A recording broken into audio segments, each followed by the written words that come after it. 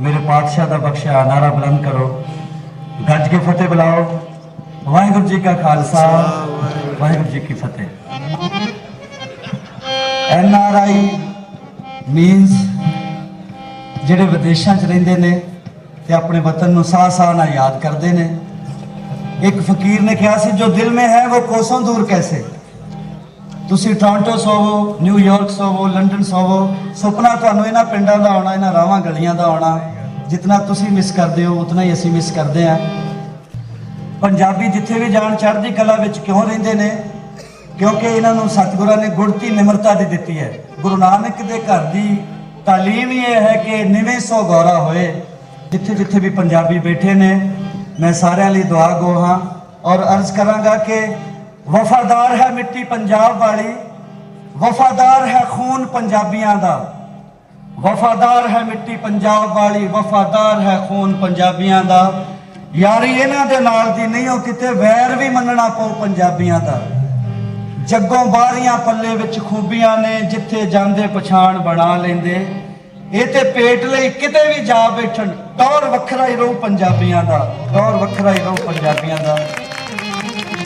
ਪਾਤਰ ਸਾਹਿਬ ਪੰਜਾਬੀ ਦੇ ਬਹੁਤ ਹੀ ਉਸਤਾਦ ਸ਼ਾਇਰ ਨੇ। ਉਹਨਾਂ ਦੇ ਜਜ਼ਬਾਤ ਨਜ਼ਰ ਕਰ ਰਹੇ ਹਾਂ ਸੁਰਾਂ ਦੇ ਜ਼ਰੀਏ।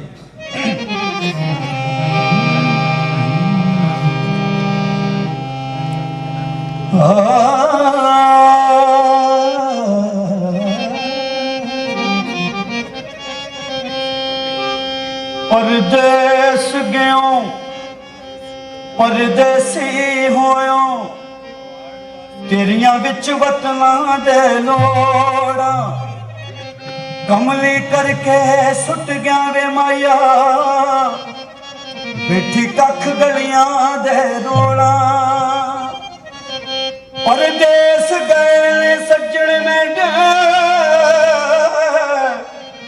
परदेस गए ने सज्जण मेंढे, ते मेंढी रूह परदेसन होई। उन्हां सामने कुछ कह ना सकी, पर जिंद हुबकी रोई, जिंद हुबकी रोई। कुछ कहा तां हनेरा जरेगा किवें, चुप रहा तां शमादान की कहणगे। कुछ कहा तां हनेरा जरेगा किवें, चुप रहा तां शमादान की कहणगे। गीत दी मौत इस रात जे हो गई, मेरा जीना मेरे यार किंज सहणगे। इस अदालत च बंदे बिरख हो गए, फैसले सुनदियां सुक गए। आखो नानू जड़े घरी जान हुण, एक कदों तीक इत्थे खड़े रहणगे।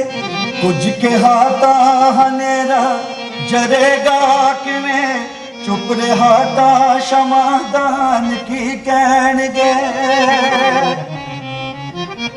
जो विदेशां च रुलदे ने रोजी लई, जो विदेशां च रुलदे ने रोजी लई।